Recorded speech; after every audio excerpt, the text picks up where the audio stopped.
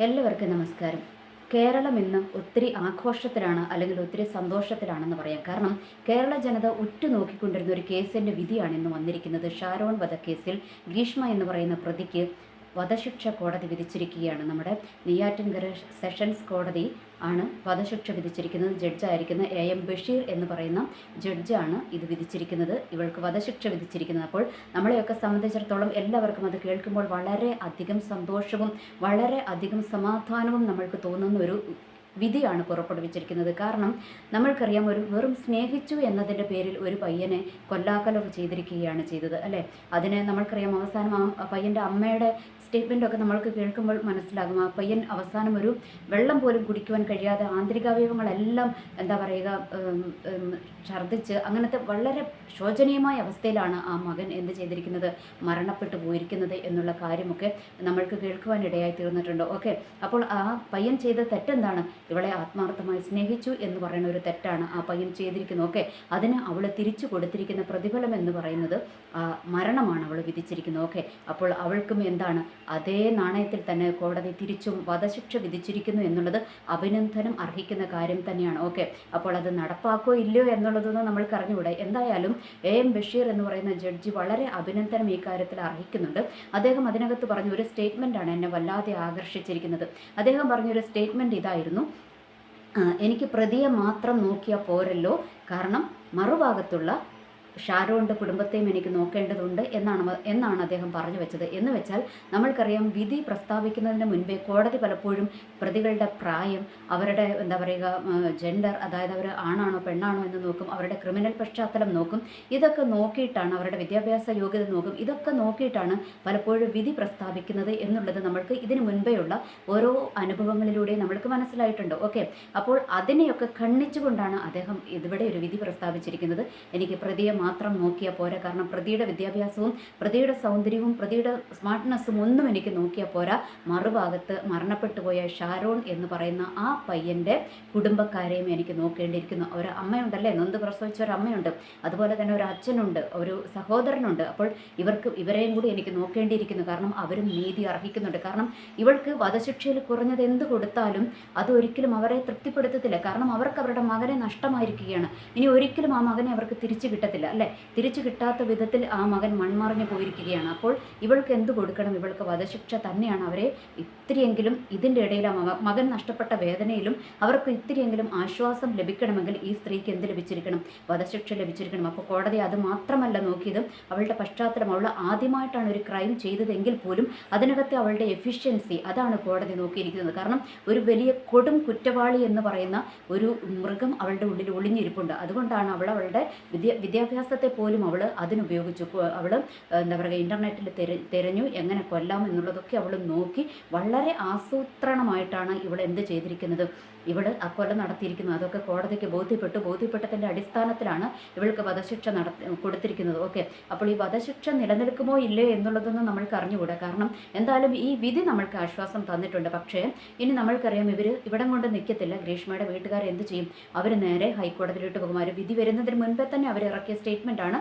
ഇവരെങ്ങോട്ട് പോകും? ഹൈക്കോടതിയിൽ ഇവർ പോകും. ഓക്കെ, ഇനി ഹൈക്കോടതിയുടെ വിധിയും ഇവർക്ക് തൃപ്തികരമായില്ലെങ്കിൽ ഇവർ സുപ്രീം കോടതി വരെ പോകും. അതിന് ഇവരുടെ പിന്നിൽ പൈസ ഇറക്കാനുള്ള ആൾക്കാർ ഇവരുടെ പിന്നിൽ സജ്ജമായിരിക്കുകയാണ് എന്നുള്ള കാര്യവും നമ്മൾ മറന്നുകൂടാ. ഓക്കെ, അപ്പോൾ ഇനി ഹൈക്കോടതിയിലോ അല്ലെങ്കിൽ സുപ്രീം കോടതിയിലോ ഒക്കെ ചെന്ന് കഴിയുമ്പോൾ ഒരു പക്ഷേ ഇവൾക്ക് ഈ കോടതി പരിഗണിക്കാതിരുന്ന ഇവളുടെ പ്രായവും ഇവളുടെ വിദ്യാഭ്യാസ യോഗ്യതയും ഇവളുടെ ക്രിമിനൽ പശ്ചാത്തലവും ഒക്കെ അവർ ചിലപ്പോൾ നോക്കുമായിരിക്കാം.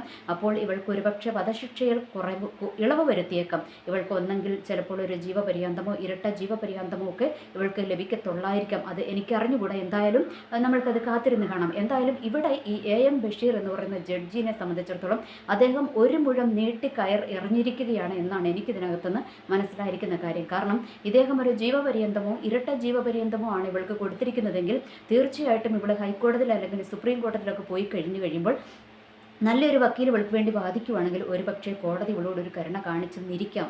അപ്പോൾ ഇവൾക്ക് എന്താ പറയുക, ജീവപര്യന്തമാണ് അല്ലെങ്കിൽ ഇരട്ട ജീവപര്യന്തമാണെങ്കിൽ അതൊക്കെ കുറച്ച് കുറച്ച് വല്ല 8 9 വർഷം കൊണ്ടൊക്കെ ഇവള് നല്ല സുന്ദരമായിട്ട് ഇവള് കാൽക്കുലേറ്റ് ചെയ്തതുപോലെ 37 38 വയസ്സാകുമ്പം എനിക്ക് പിന്നെയും ജീവിച്ച് തുടങ്ങാമല്ലോ എന്നാണ് ഇവള് പറഞ്ഞിരിക്കുന്നത്. ഓക്കെ, അന്വേഷണ ഉദ്യോഗസ്ഥരോട് ഇവള് പറഞ്ഞ സ്റ്റേറ്റ്മെൻ്റ് ആണത്. ഇവള് പറഞ്ഞത് ഇങ്ങനെയാണ്, എനിക്കിപ്പോൾ 24 വയസ്സേ ആയിട്ടുള്ളൂ, ഇനിയിപ്പം കൂടിപ്പോയാൽ എനിക്ക് ഇതിനകത്തൊരു ജീവപര്യന്തം കിട്ടുമായിരിക്കും, അത് കഴിഞ്ഞ് ഞാൻ പുറത്തിറങ്ങുമ്പോൾ എനിക്ക് 38 വയസ്സേ ആകത്തുള്ളൂ, അപ്പോൾ അത് കഴിഞ്ഞ് ഞാൻ ജീവിച്ചോളാം എന്നുള്ളൊരു സ്റ്റേറ്റ്മെൻറ്റ് ഇവൾ അന്വേഷണ ഉദ്യോഗസ്ഥരോട് പറഞ്ഞിട്ടുണ്ട്. ഓക്കെ, അപ്പോൾ അത് ചിലപ്പോൾ സംഭവിക്കുമായിരിക്കും. ഓക്കെ, അതവിടെ നിൽക്കട്ടെ. എന്തായാലും ഇദ്ദേഹം എന്ത് കാണിച്ചിരിക്കുകയാണ്, ഇവൾക്കൊരു എന്താ പറയുക തൂക്കുകയറ് വിധിച്ചതുകൊണ്ട് ഇനി ഇവൾ ഹൈക്കോടതിയിലോ സുപ്രീം കോടതിയിലോ പോയാലും ഇവൾക്ക് എന്ത് പരിഗണന ലഭിച്ചാലും ഒരു ജീവപര്യന്തമെങ്കിലും ഇവൾക്ക് ലഭിച്ചിരിക്കും എന്നുള്ള കാര്യത്തിൽ സംശയമില്ല. ഓക്കെ, അപ്പോൾ ആ ഒരു കാര്യം ഇദ്ദേഹം ഇവിടെ കൃത്യമായിട്ട് ഉപയോഗിച്ചിട്ടുണ്ട്. അതായത് ഇവൾക്ക് വധശിക്ഷ നൽകി ഇവൾക്കിനി ശിക്ഷ ഇളവ് കൊടുത്താൽ പോലും ഇവൾ തീരെ ശിക്ഷ ഇവൾക്ക് ലഭിക്കാതെ പോകരുത്, ഇവൾക്ക് ജീവപര്യന്തം അല്ലെങ്കിൽ ഇരട്ട ജീവപര്യന്തമെങ്കിലും ഇവൾക്ക് ലഭിക്കണം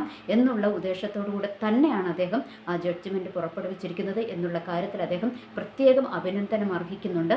ഓക്കെ, അപ്പോൾ ഈ അവസരങ്ങളിലൊക്കെ നമ്മൾക്കറിയാം, ഇപ്പോൾ കഴിഞ്ഞ ഇടയ്ക്ക് ഓരോ കോലാഹലങ്ങളൊക്കെ കേട്ടു, ആവശ്യമില്ലാത്തൊരു കോലാഹലമൊക്കെ നമ്മൾ കേട്ടു. അപ്പോൾ അതൊക്കെ വന്നപ്പോൾ നമ്മൾക്ക് നിയമ സംവിധാനങ്ങളോട് പോലും സാധാരണക്കാർക്ക് ഒരു അമർഷമൊക്കെ തോന്നിയിരിക്കുകയാണ്. എന്നാൽ ഈ പ്രാവശ്യത്തെ വിധി, അതായത് ഈ AM ബഷീർ എന്ന് പറയുന്ന ആ ജഡ്ജിയുടെ വിധി ഇതിനെയൊക്കെ ആകെ മായ്ച്ചു കളഞ്ഞിരിക്കുകയാണ്. കാരണം ജനത്തിന് വീണ്ടും കോടതികളോടുള്ള അല്ലെങ്കിൽ അന്വേഷണ ഉദ്യോഗസ്ഥരോടുള്ള നിയമ സംവിധാനങ്ങളോട് വീണ്ടും ഒരു ട്രസ്റ്റ് അല്ലെങ്കിൽ വീണ്ടും ഒരു വിശ്വാസമൊക്കെ നമ്മുടെ ഉള്ളിലേക്ക് ഈ വിധിയിലൂടെ പകർന്നു തന്നിരിക്കുകയാണ് എന്നുള്ള കാര്യം നമ്മൾക്ക് ഈ അവസരത്തിൽ മറന്നുകൂടാ. ഓക്കെ, എന്തായാലും ആ നെയ്യാറ്റിൻകര സെഷൻസ് കോടതി ജഡ്ജ് AM ബഷീർ സർ വളരെ നന്ദിയുണ്ട്, അദ്ദേഹത്തോട് വളരെ നന്ദിയും വളരെ അദ്ദേഹം അഭിനന്ദനവും ഈ വിഷയത്തിൽ അർഹിക്കുന്നുണ്ട്. പ്രത്യേകിച്ച് അദ്ദേഹം പറഞ്ഞ ഒരു സ്റ്റേറ്റ്മെൻറ്റ്, അതായത് എനിക്ക് പ്രതിയെ മാത്രം നോക്കിയാൽ പോരാ, മറുഭാഗത്തുള്ള ഷാരോണിൻ്റെ കുടുംബത്തെയും എനിക്ക് നോക്കേണ്ടതുണ്ട് എന്നുള്ളത് അദ്ദേഹം പറഞ്ഞത് വളരെ അടിവരയിട്ട് പറയേണ്ട ഒരു സ്റ്റേറ്റ്മെൻറ്റാണ്. ഓക്കെ, അതവിടെ നിൽക്കട്ടെ. അപ്പോൾ അതുപോലെ തന്നെ നമ്മൾക്കറിയാം, ഈ ഗ്രീഷ്മയുടെ കേസ് വന്നപ്പോൾ നമ്മുടെ അന്വേഷണ ഉദ്യോഗസ്ഥരും അവരൊത്തിരി ട്രോളുകളിൽ നിറഞ്ഞു അല്ലേ.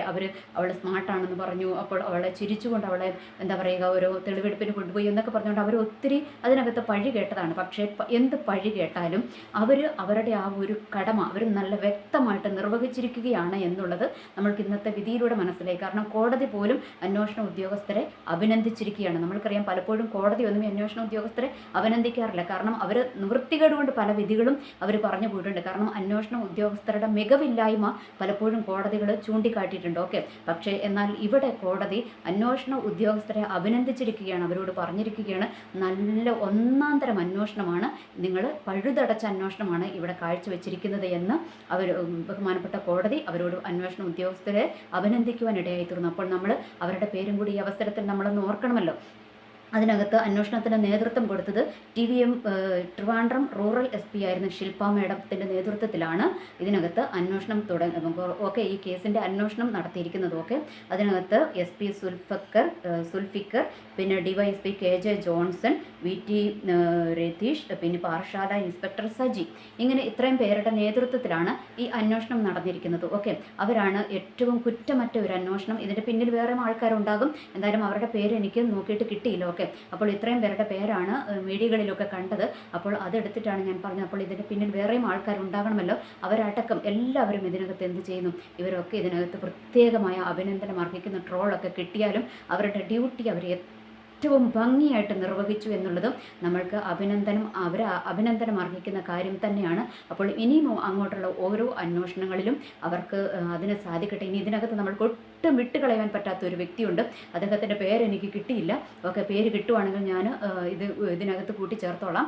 അപ്പോൾ നമ്മൾക്കറിയാം, ഈ കേസ് വാദിക്ക് വേണ്ടി ഷാരോണിൻ്റെ കുടുംബത്തിന് വേണ്ടി വാദിച്ച ഗവൺമെൻറ്റിൻ്റെ വക്കീലുണ്ടല്ലോ, അപ്പോൾ അതാരാണോ, പെണ്ണാണോ, സ്ത്രീയാണോ എനിക്കറിഞ്ഞുകൂടാ, ഞാനത് പെട്ടെന്ന് നോക്കിയില്ല. ഞാനത് നോക്കിയിട്ട് അവരുടെ പേര് കിട്ടുമ്പോൾ ഞാനതിനകത്ത് ചേർക്കാം. അപ്പോൾ ആ വക്കീലും ഇതിനകത്ത് ഏറ്റവും അഭിനന്ദനം അർഹിക്കുന്നു. കാരണം അദ്ദേഹത്തിൻ്റെ അല്ലെങ്കിൽ ആര് സ്ത്രീയാണോ പുരുഷനാണോ എന്ന് എനിക്കറിഞ്ഞുകൂടാ, എന്തായാലും അവരുടെ ആ ഒരു എന്താ പറയുക അവരുടെ ആ ഒരു വാഗ്വാദം അതാണ് അവിടെ വിജയത്തിലേക്ക് എത്തിച്ചത് എന്നുള്ള കാര്യം കൂടെ നമ്മൾക്ക് മറന്നുകൂടാ. അതുകൊണ്ട് അത് ആരാണോ ആ കേസ് വാദിച്ചത്, വാദിയായിട്ട് നിന്നത് ആരാണോ, അവരും വാദിക്ക് വേണ്ടി വാദിച്ച വക്കീൽ ആരാണോ, അവരും പ്രത്യേകം ഇതിനകത്ത് അഭിനന്ദനം അർഹിക്കുന്നു. അപ്പോൾ നമ്മൾക്ക് സാധാരണക്കാർക്ക് ഉള്ളൊരു ആശ്വാസം തരുന്നൊരു വിധി തന്നെയാണ്. കാരണം കോടതി സാധാരണക്കാരെയും കേൾക്കുന്നു, അല്ലെങ്കിൽ നല്ല സത്യസന്ധമായ വിധി പുറപ്പെടുവിച്ചിരിക്കുന്നു എന്നുള്ളത് നമ്മൾക്കൊക്കെ ഈ കാലഘട്ടത്തിൽ ആശ്വാസം തരുന്നത് തന്നെയാണ്.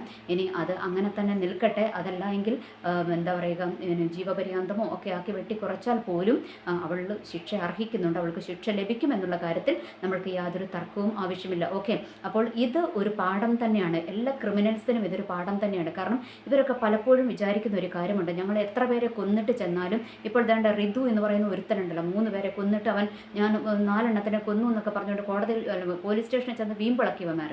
അപ്പോൾ ഇവരുടെയൊക്കെ ഇതുപോലുള്ള ക്രിമിനൽസിൻ്റെ ഒക്കെ ഒരു ചിന്തയുണ്ട്, നമ്മൾക്ക് കോടതിയിൽ നിന്ന് നമ്മൾക്ക് കൂടിപ്പോയാൽ ഒരു ജീവപര്യന്തം കിട്ടുമായിരിക്കും, അല്ലെങ്കിൽ ഇരട്ട ജീവപര്യന്തം കിട്ടുമായിരിക്കും. ഇനി അത് കഴിഞ്ഞിട്ടാണെങ്കിൽ നമ്മൾ മറ്റെന്താ പറയുക, ജയിലിൽ ചെന്ന് കഴിയുമ്പോൾ നല്ല സുഭിക്ഷമായ ഭക്ഷണമുണ്ട്, പിന്നെ പരോളുകളൊക്കെ ലഭിക്കും, അങ്ങനെ ജീവിതം അടിപൊളിയാക്കാം എന്നുള്ളൊരു ചിന്തയാണ് ഇന്നത്തെ കാലത്ത് ക്രിമിനലുകൾ വളർന്നുകൊണ്ടിരിക്കുന്നതിൻ്റെ മെയിൻ കാരണം എന്നുള്ളത് നമ്മൾക്ക് മറന്നുകൂടാ. ഓക്കെ, അപ്പോൾ ഇങ്ങനെയുള്ള ക്രിമിനലുകളുടെ ചെകിട്ടിനിട്ടേറ്റ ഒരു അടി തന്നെയാണ് ഈ വിധി എന്നുള്ളത് നമ്മൾക്ക് ആശ്വാസം പകരുന്നതാണ്. എനിവേ, എല്ലാവർക്കും നല്ലൊരു ദിവസം ആശംസിക്കുന്ന ഷാരോണിൻ്റെ കുടുംബത്തിന് ദൈവം ആശ്വാസം തരട്ടെ എന്ന് മാത്രം പ്രാർത്ഥിക്കുന്നു.